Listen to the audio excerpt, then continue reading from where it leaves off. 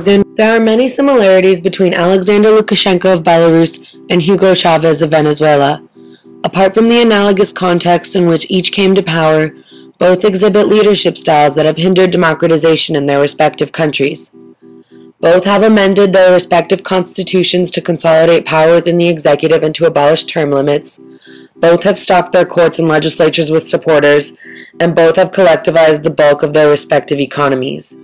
Both ran and won presidency in a fair election on an anti-corruption platform.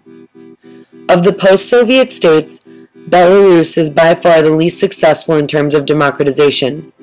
Following its independence in 1990, the Belarusian government strove to make gradual reforms to its collectivized economy in the midst of a political vacuum. During this time, civil society flourished. These reforms were half-hearted, however, and led the Belarusian economy to a state of emergency.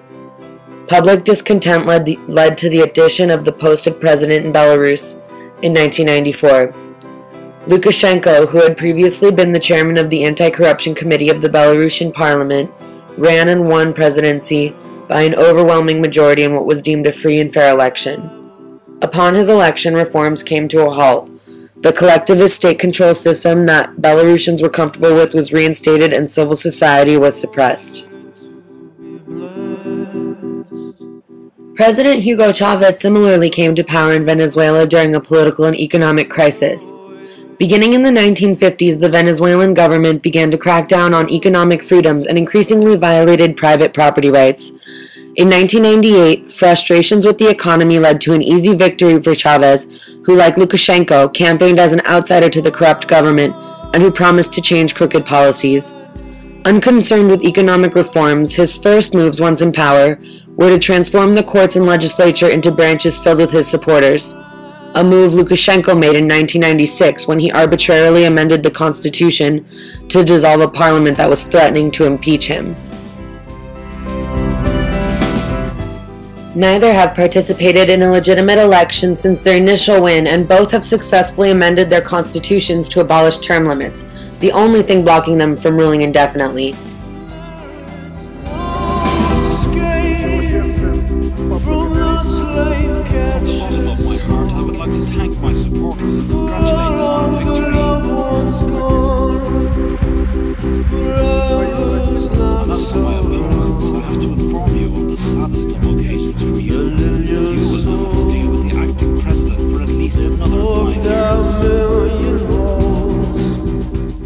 Both presidents have gone to extreme measures to limit civil society, to suppress free speech in the broadcasting media, and to eliminate political opposition. In 2010, Lukashenko was re-elected president in what was deemed a sham election lacking transparency, followed by massive violence by security forces against peaceful demonstrators. Further, political activists were arrested, including presidential candidate Andrei Sannikov. Occasionally, he'll release them to appease the West for sanctions due to the election. Chavez in 2004 passed the law of social responsibility in radio and television, which makes it illegal for broadcasters to propagate information that will promote, defend, or incite breaches of public order or are contrary to the security of the nation. Such vague language allows for harsh repression of private journalists. Minimal reporting on social issues is permitted, however, as this allows Chavez to deflect some international criticism. Lukashenko and Chavez have each voiced their admirations for the other's methods. For example, in 2006, the same year Lukashenko was sanctioned by the United States and the EU for a faulty election, Chavez praised Belarus as a model social state like the one he's trying to create. In 2010, Lukashenko visited Venezuela and similarly praised Chavez's reforms. Each has implemented economic policies Marxist in outlook. They justify their policies by claiming to defend individual interests against the hegemonic capitalism of the United States and the European Union. Chavez and Lukashenko have each collectivized the vast majority of their respective countries, leaving both plagued with collective actions problems that leave the populations dependent on their leaders. Both leaders came to power in a window of opportunity for democratization, and instead of following through with their anti-corruption platforms, imposed authoritarian legislation and practices.